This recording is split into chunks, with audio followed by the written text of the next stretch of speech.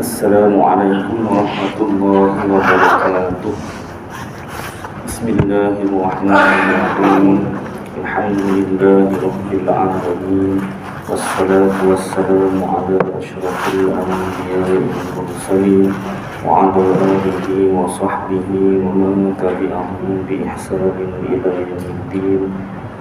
Rabbi shrah li sadri wa yassir li amri wahlul 'uqdatam min lisani yafqahu qawli. Amma ba'd. Alhamdulillah, syukur kepada Allah Subhanahu wa taala. Takdir Allah yang sejak azali Allah Ta'ala lahirkan, Allah Ta'ala jadikan kita bersama-sama sambung belajar ataupun ulang kaji ilmu tasawuf khasnya dan ilmu agama yang lain. Amin. Seperti biasa kita mulakan dengan selawat Ibrahimiyah. Kita baca bersama-sama. Allahumma salli ala Muhammad wa ala ali Muhammad kama sallaita ala Ibrahim wa ala ali Ibrahim wa barik ala Muhammad wa ala ali Muhammad kama barakta ala Ibrahim wa ala ali Ibrahim fil alamin innaka Hamidum Majid. Alhamdulillah, yang berusaha Tuan Pengerusi Masjid Nurul Hidayah Bandar Seri Alam yang dikasihi barisan Timbalan Pengerusi Masjid, barisan AJK Masjid, tuan-tuan imam, tuan-tuan bilal, muslimin muslimat yang dirahmati Allah Subhanahu wa taala. Mari kita sambung bacaan kitab Hidayatus Salikin fi Suluki Maslakil Muttaqin bagi Syekh Abdul Samad Al-Falimbadi ulama Palembang.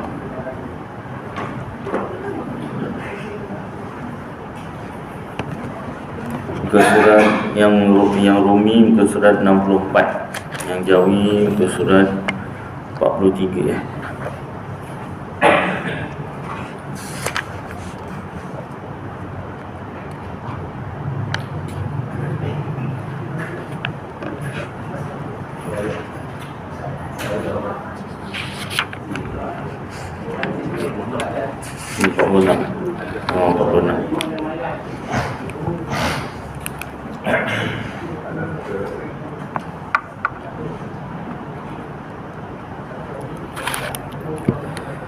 Surat 46 yang jauh ya, yang Rumi 64. Setelah itu, setelah dibaca zikir, bacaan Quran dan juga solat isyraq, solat isyraq. Selepas solat sunat isyraq dalam kitab Hidayatus Salikin, setelah itu maka sembahyangkan pula akan sunat istikharah. Sembahyang istikharah ni bukan nak cek jodoh aja. Bukan waktu malam aja. Ni lepas waktu isyraq. Isyraq ni maknanya lepas sembahyang isyraq pagi. Selepas terbenam selepas terbit matahari, syuruk. Syuruk pukul 6.56 tambah 16 minit. Dia 4 darjah. Satu segalah matahari terbit segalah tu maknanya tambahkan 4 minit 4 darjah, 4 darjah, 1 darjah 4 minit, jadi 16 minit tambah 16 minit. Jadi berapa? 7 12 itu masuklah waktu untuk solat sunat isyraq. Kemudian lepas selesai sembahyang sunat isyraq serta doa-doanya, disarankan solat sunat istikharah. Maka sembahyangkan pula akan sunat istikharah 2 rakaat. Inilah lafaz niatnya: usolli sunnatal istikharati rakaatain lillahi ta'ala, Allahu akbar. Saja aku sembahyang sunat istikharah 2 rakaat kerana Allah Ta'ala. Seperti yang lagi akan datang kaifiatnya, caranya akan diterangkan kemudian. Maknanya di surat disarankan saja dulu, caranya kemudian. Kemudian baru disebutkan. Maka jikalau ada baginya suatu hajat yang tidak dapat tiada, engkau pergi kepadanya, tak dapat nak tunai, maka baca olehmu Bismillahirrahmanirrahim. Allahumma kun wijhati fi kulli jihah, wa maqsadi fi kulli qasd, wa ghayati fi kulli sa'i, wa malja'i fi kulli shiddatin wa ham, wa wakili fi kulli amr, wa tawallani tawalliya mahabbatin wa inayatin fi kulli hal. Kita tuliskan erti sini maknanya suruh cari sendiri ni. Maknanya lebih kurangnya untuk minta Allah Ta'ala tunaikan hajat kita lah. Setelah itu maka engkau kerjakan hajatmu itu. Sebutkan hajat apa yang kita nak. Yang nak periksa, nak lulus periksa dengan cemerlang. Yang dah habis belajar nak dapat kerja yang gaji lumayan. Gaji lumayan dan selesa. Lumayan tak selesa kerja pun susah juga, kan? Tapi kelumayanan gajinya tu dapatlah menampung ketidakselesaan tu, kan? Janganlah dapat adalah gaji kecil tak selesa pula, sekali merampok saja, kan? Nak mudah tadi dapat kawan-kawan kerja yang baik, kan? Cuma nak dapat tu, kalau dapat alhamdulillah dah syukur, biasanya macam-macam susah. Kadang bosnya baik, kawan-kawan pula ada yang dengki. Kadang kawan-kawannya baik, bosnya aduhai, asyik marah aja, kan? Kadang bosnya baik, kawan-kawan baik, pelanggan pula, macam-macam, kan? Yang belum kahwin nak minta supaya dapat jodoh yang soleh atau solehah, lagi apa? Yang dah kahwin nak dapat anak yang soleh dan solehah, lagi apa? Seterusnya lah, apa-apa hajat saja, kan?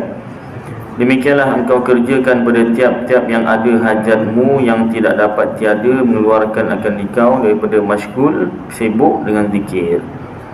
Dan hendaklah engkau niatkan pada pertengahan pekerjaanmu itu berpaling kepada hak Allah Ta'ala. Hak Allah ini keredaan Allah daripada pekerjaan itu. Maka jikalau tiada bagimu hajat kemudian daripada sembahyang 2 rakaat itu, maka hendaklah engkau mengaji Quran. Kalau tak ada hajat, teruskan baca Quran. Hajatnya sudah tertunai, dah habis belajar, dah dapat kerja, gaji besar, kan? Jadi nak buat apa? Mengaji Quran atau zikir atau mengaji ilmu, menuntut ilmu, ngaji Quran, baca Quran tu baca dengan tajwid. Habis saya tak tahu Ustaz, saya punya tajuk okey ke tak, minta imam ke Bilal semakkan. Dan bila dia dah semak tu ditegur jangan marah pula lah. Kan, duduk kuliah tajwid, kuliah taranum lagulah, kuliah tajwid lah. Kan, kuliah tajwid tu itu syaratnya memang kena test seorang-seorang. Bukan ustaz yang nak cek salah, tidak. Andai kata salah, ustaznya wajib tegur. Jadi awak janganlah pula kecil hati. Nak belajar ni memang tak kira umur. Tak kira umur. Kalau kira umur, memang tak dapat ilmu nanti. Na'udzubillah min zalik. Jadi memang kena rendahkan diri, ditegur, akur, baikilah, baiki. Kesenang tu nak menerima teguran tu, kan? Kat sekolah aja cikgu ni memang kerjanya ngajar, pun ada juga murid yang tak terima, kan? Tengok aja cerita Beramli. Tengok ajalah cerita Beramli tu, kan? Cikgu jangan ajar lain, dibaca lain, kan? Baca lain, nyebut lain. Itu tak melawan guru lah, tapi masih taat lagi lah. Itu yang bagusnya. Dia hormat guru. Cuma dengan kawan-kawan dia tak hormat, dia tak. Bukan main Pak Mat je tu. Minta maaf kalau sini ada Pak Mat ya. Ni dalam cerita tu lah. Minta maaf kalau ada Pak Mat sini. Jadi si apa nama cikgunya tanya, cuba eja ni apa dia, apa bukan eja, si yang bujang lapuk ditanya alif ba ta, lepas ta apa tak tahu. Masuk pada huruf jim tu, ni huruf apa? Ini belum lagi. Ini huruf jim, huruf jim. Lepas tu huruf jim, huruf ha. Ni huruf apa? Tak tahu. Dia tak ada mata. Kalau jim ada mata. Ini ha dia tak, yang ini huruf ni tak ada mata. Oh, jin buta dia kata. Buta. Wah, Pak Ahmadnya wah main wah. Yang ni awak pula, ni awak siapa? Tak siapa nama, Nabi Ramli, Tahajis dengan Sudin. Ni apa? Dia tadi ada jin ada, jim ada titik, ini ha tak ada titik. Yang ini dia titiknya dekat atas. Oh, dia toncit kata. Pak Ahmad. Tiga-tiga diketawakan Pak Ahmad. Pak Ahmad ni asyik ketawa je. Cuba Pak Ahmad eja ni. Kena giliran dia. Apa? Berwarna unta. Itulah. Lain yang dia eja, lain dia sebut. Cikgunya tak marah, tapi perli tu. Apa lagi lah, tiga-tiga wah, balas balik tahu kan. Itu maknanya dari segi adab dengan kawan-kawan lah. Siapa suruh tahu kan dah kena ketawa balik kan. Tua tak tua dah, yang tua ketawakan dulu, yang muda pun apa lagi lah, dapat peluang balas balik kan. Jadi apa nama ni, adab dengan kawan-kawan kena jaga juga. Adab dengan kawan-kawan kan. Bukan kat sekolah aje lah, mana-mana. Kita kawan-kawan belajar ni adab, makna jagalah hati. Tegur boleh tegur cara baik apa semua kan, jangan malukan. Baik, mengaji Quran. Mengaji Quran dapat pahala 1 huruf 10 pahala. Ya Allah ya Rabbi Karim. Bismillahirrahmanirrahim tu berapa huruf? 19. Kalau salah betul kan? Nasib baik saya ingat. Dulu masa dulu ngiranya, nasib baik ingat lagi. Kan? Ada 19 huruf. Jadi berapa pahalanya? Kali 10, 190 pahala. Ya Allah ya Rabbi Karim. Baca Quran senang dapat pahala, tapi syaratnya mesti betul, bertajwid. Kalau salah, Al-Quran tu mengutuk kita, cuma tak nampak. Kalau nampak, semua kelas tajwid penuh. Kalau Quran tu mengutuk kita kan nampak, yang kita nampak orang mengutuk kita kan. Ni kalau Quran kita nampak Quran tu mengutuk kita, kau tak tunaikan hak-hak aku. Bercakap Quran tu macam tu, penuhlah kelas tajwid. Baik. Atau zikir. Zikir pun baca dengan betul lah. Atau mengaji ilmu, menuntut ilmu, belajar. Kalau pagi kuliah subuh, kuliah duha, dan kuliah yang berkitab lah. Yang berkitab. Kalau tak berkitab pun apa nama, yang penyampainya tu ambil daripada kitab. Untuk jaga kualiti ilmu lah, yang memberi manfaat pada dunia dan akhirat. Maknanya kalau apa nama ni, budak-budak sekolah belajar bahasa Melayu, bahasa Inggeris, matematik, sains tu pun ilmu juga, dikira juga, dapat pahala juga. Sebab apa tu? Ilmu fardu kifayah. Yang wajib fardu ain 3: tauhid, fikih, tasawuf. Fikih tu pecah: ibadat, nakahat, muamalat, jenayat, faraid. Campur tauhid jadi 6. Campur tasawuf jadi 7. Ni yang wajib fardu ain. Lain daripada tu tafsir, hadis dan sebagainya dah masuk ilmu fardu kifayah. Termasuk juga ilmu fardu kifayah tu bahasa Melayu, bahasa Inggeris, matematik, sains. Orang Islam wajib juga belajar fardu kifayah. Siapa? Supaya tidak ditipu, orang Islam tak ditipu oleh orang bukan Islam lah. Dapat juga pahala. Manfaat pada dunia dan akhirat, seperti yang lagi akan datang sebutnya itu. Maka apabila sampai sekira 1/4 hari, satu suku satu suku hari, maka hendaklah engkau perbuat sembahyang duha. Masya-Allah. Tadi isyraq, ni duha pula. 2 rakaat, iaitu sekurang-kurangnya, paling kurang, atau 4 rakaat, atau 6 rakaat, atau 8 rakaat. Kerana sekalian bilangan yang tersebut pada rakaat itu tersebut dalam hadis Nabi SAW. Maka jikalau hendak engkau simpankan, yakni tidak buat lebih daripada 2 rakaat, pada 2 rakaat juga, buatlah 2 rakaat. Inilah lafaz niatnya, usalli sunnatat duha raka'ataini lillahi ta'ala. Allahu Akbar. Sejak aku sembahyang sunat duha 2 rakaat kerana Allah Ta'ala. Maka baca olehmu pada rakaat yang pertama, kemudian daripada Fatihah wasyamsi wa duhaha hingga akhir. Dan kau baca pada rakaat yang kedua, kemudian daripada Fatihah wal laili idza yaghsha hingga akhir. 2 surah ni lah. Maknanya kena hafal lah. Itu yang afdal. Kalau tak hafal, saya baca inna a'tayna dia start. Boleh, dah itu yang awak hafal. Rakaat kedua kun huwallah kan. Macam mana?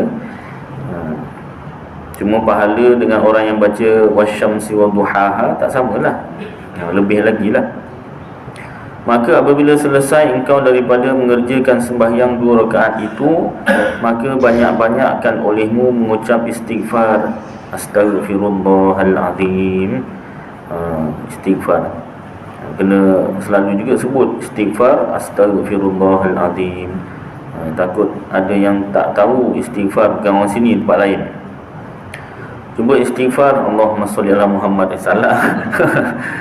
Dia tak tahu mana satu istighfar, mana satu selawat kan. Kena tahu istilah istighfar dia kan daripada astaghfirullah tu istighfar, kan hampir sama tu bunyi dia.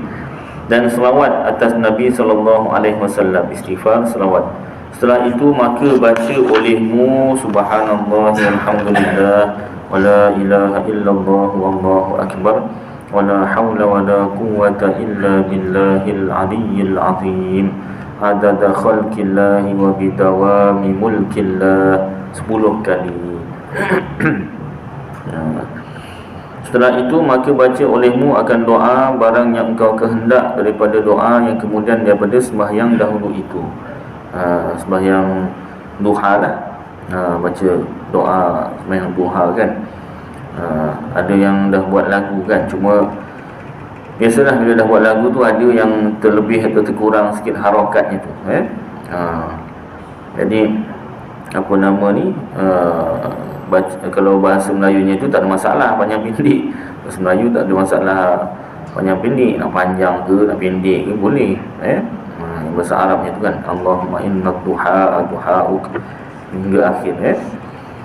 Syahdan, tiada ada sembahyang rawatibah pada antara terbit matahari hingga gelincir matahari itu.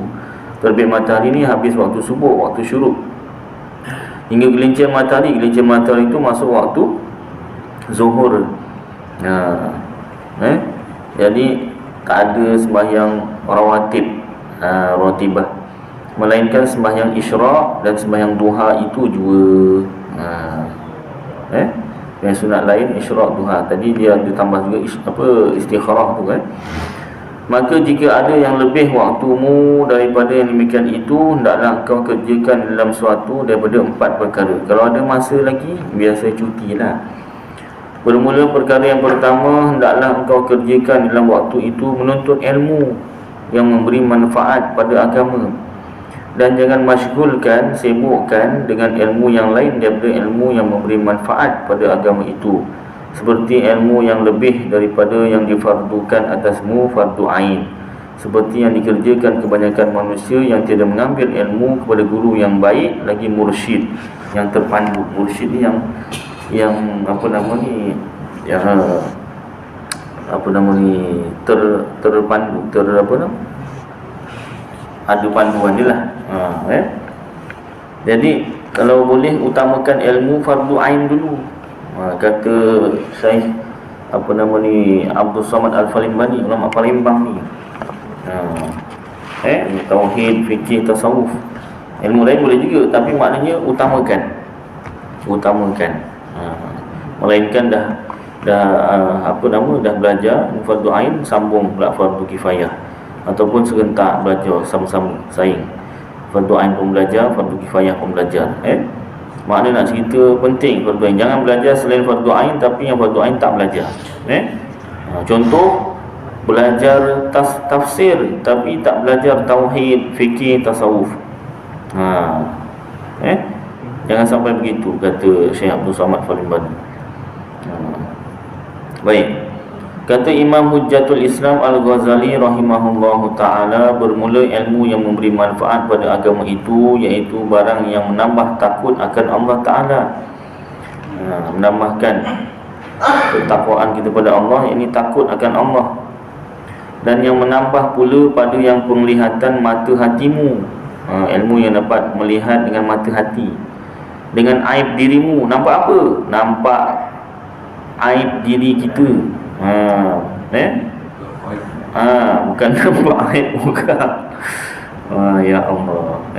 Belajar ilmu yang nampak aib kita, nampak kekurangan diri kita, perkara-perkara yang buruk dari kita, dan menambahkan pengetahuan dengan ibadat kepada Tuhanmu.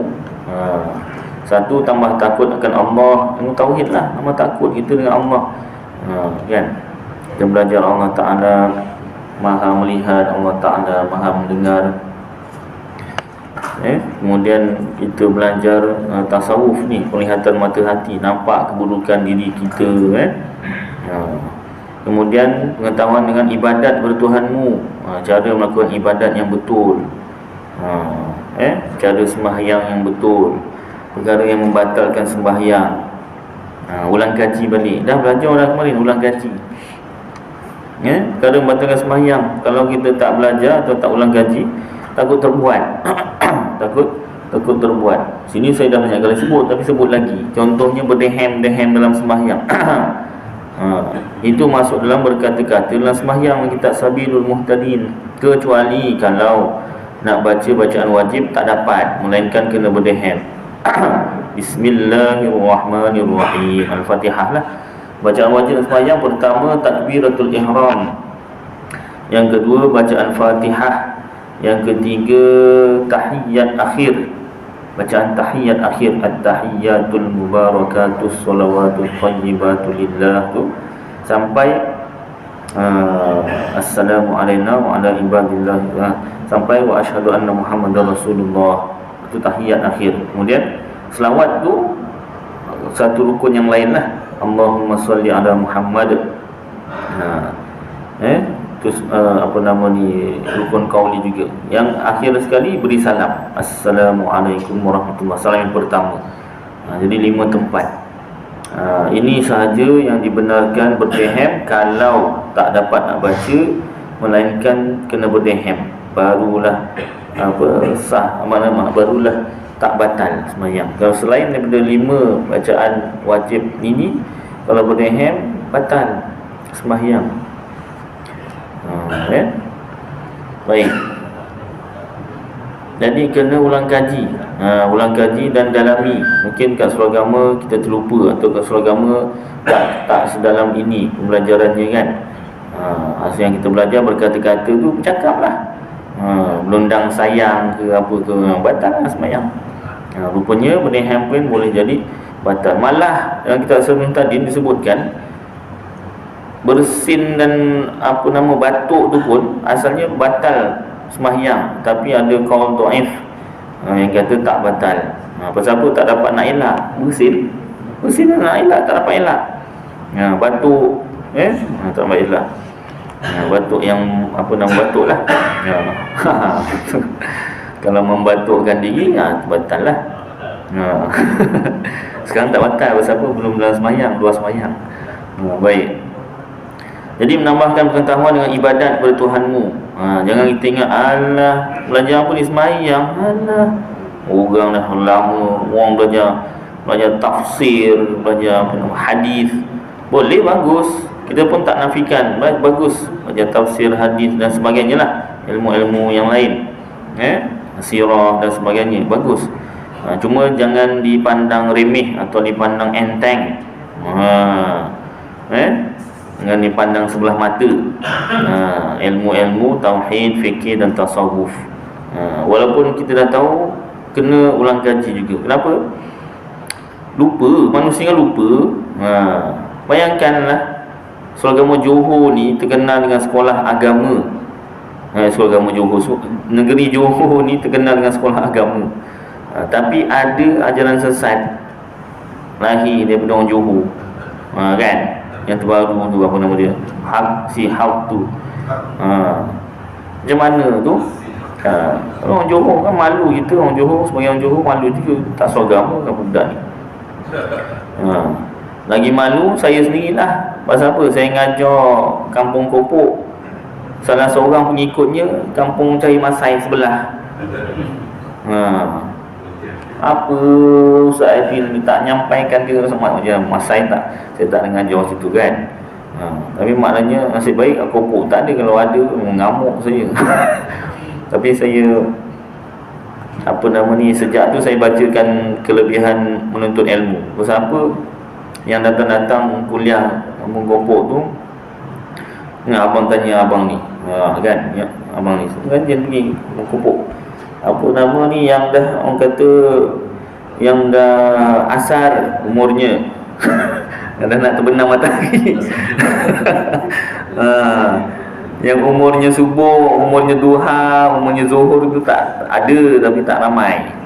Jadi saya baca balik kelebihan ilmu. Kadang 5 minit, kadang 10 minit, biar banyak sikit, biar sampaikan.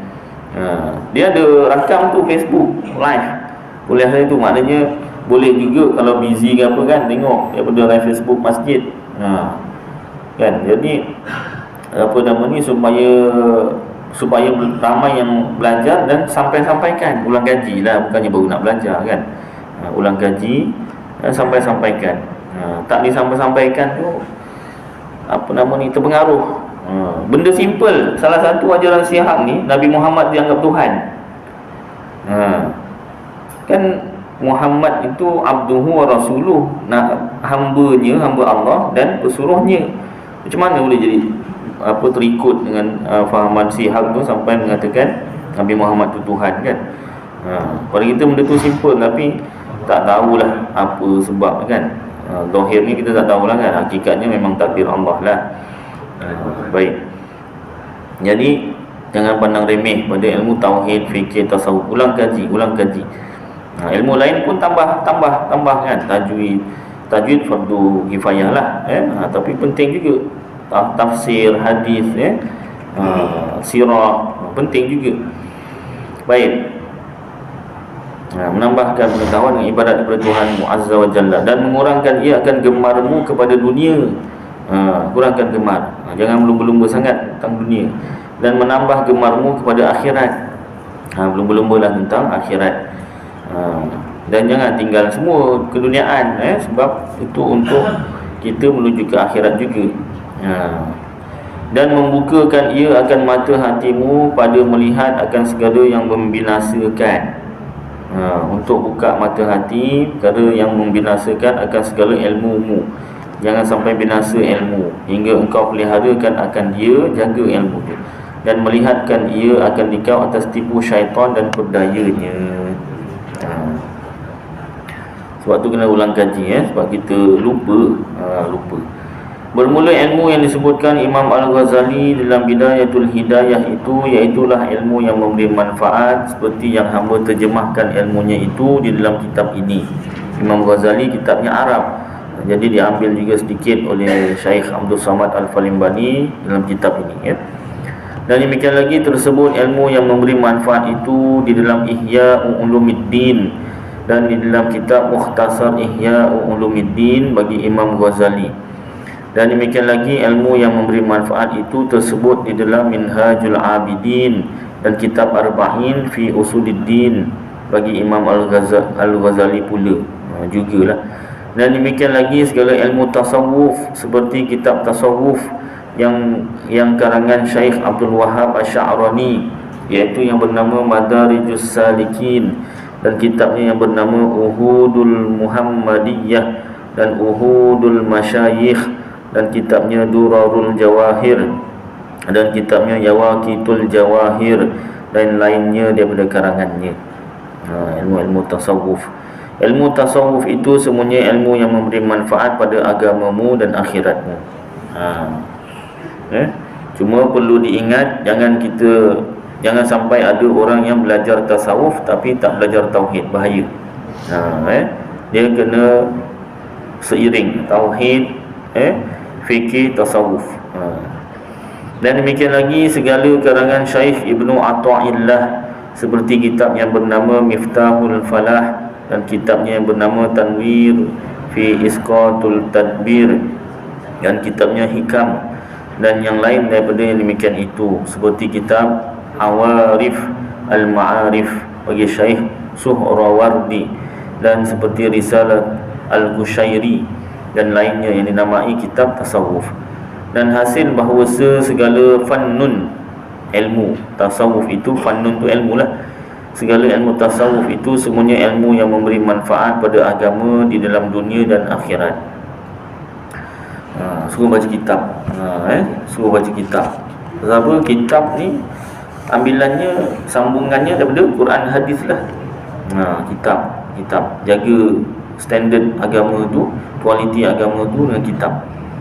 Dan kata Imam Al-Ghazali rahimahullahu ta'ala, wa hadzal fannu minal ilmi an-nafi'i qad jama'nahu fi kitabi Ihya'i Ulumiddin fa in kunta min ahlihi fahassilhu wa'mal bihi thumma 'allimhu wad'u ilaihi faman 'alima dzalika thumma 'amila bihi thumma da'a ilaihi fadzalika yud'a 'aziman fi malakutis samawati bi syahadati Isa alaihi salatu wassalam. Artinya fannun ini, ilmu ini, yakni fannun ataupun ilmu tasawuf yang tersebut itu di dalam Bidayatul Hidayah dan lainnya itu, iaitulah setengah daripada ilmu yang memberi manfaat. Sebenarnya telah aku himpunkan akan dia di dalam kitab Ihya Ulumiddin. Maka jikalau ada engkau daripada ahlinya, maka hasilkan olehmu akan dia dan amalkan olehmu dengan dia. Kalau pandai bahasa Arab, baca dan amalkan. Kalau macam saya ni, baca yang terjemah lah. Kemudian maka ajarkan olehmu akan dia dan seru olehmu, sampaikan pada orang lain, dan seru olehmu akan seorang mengaji akan dia dan mengamalkan ia. Ajak orang lain belajar sama. Maka barang siapa mengetahui akan yang demikian itu dan mengamalkan akan dia, kemudian maka mengajarkan akan dia dan menyeru akan orang kepadanya, nescaya adalah yang demikian itu dinamai akan orang itu sebesar-besar martabat dan memunadikan, dipanggilkan oleh malaikat di dalam malakut as-sama' dengan saksi Nabi Isa alaihi salatu wassalam. Malaikat lah, apa nama, sama apa nama, langit. Maka apabila selesai engkau daripada menuntut ilmu yang memberi manfaat itu dan engkau amalkan akan dia, serta engkau perhias pada zahir dirimu dengan mengerjakan segala ibadat yang zahir, dan engkau jauh akan segala maksiat. Maksiat ini segala jenis dosa lah yang zahir, maksiat yang zahir, maksiat dari segi syariat, dosa dari segi syariat lah. Dan perhias batinmu dengan mengerjakan ibadat yang batin itu. Ibadat batin macam mana? Seperti bersifat engkau dengan segala sifat yang kepujian, sifat-sifat yang terpuji. Dan engkau jauhi maksiat yang batin, dosa-dosa yang batin.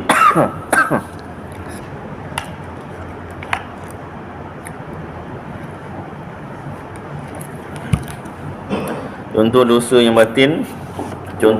batin seperti kibrun, sombong, dan ujub, bangga diri, dan riak, nunjuk-nunjuk, dan sum'ah. Sum'ah ni sama macam sombong dan barang sebagainya, seperti yang lagi akan datang pada bab yang keempat dan bab yang kelima, insya-Allah ta'ala. Nanti terangkanlah satu persatu.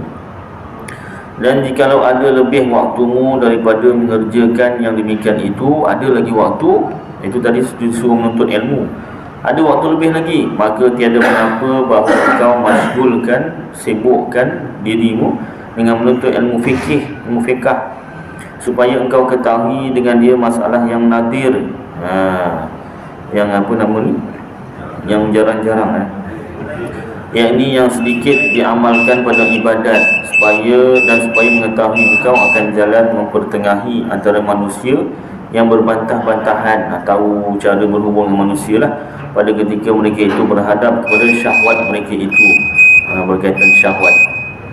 Maka menuntut yang demikian itu kemudian daripada selesai yang tersebut dahulu, iaitu daripada jumlah fardu kifayah, bukannya fardu ain. Baik, maksud isyak, jadi cukuplah keadaan ni. Macam sekejap sangat masa, sekejap sangat masa, tak apalah, sikit-sikit mudah-mudahan jadi mungkin. Mudah-mudahan apa yang kita baca dan dengar bersama jadi manfaat untuk saya dan tuan-tuan, dapat kita amalkan dan sampaikan insya-Allah taala. Aqulu qawli hadza wa astaghfirullahal azim li wa lakum wa lisairil muslimin wal muslimat wal mu'minina wal mu'minat fastaghfiruh wa ya fawzal mustaghfirin wa ya najadat taibin. Wa sallallahu tabaraka wa ta'ala ala khairi khalqi sayyidina maulana Muhammad wa ala alihi wa sahbihi wa baraka wasallam. Subhana rabbika rabbil izzati amma yasifun wa salamun alal mursalin walhamdulillahi rabbil alamin. Taqabbalallahu minkum.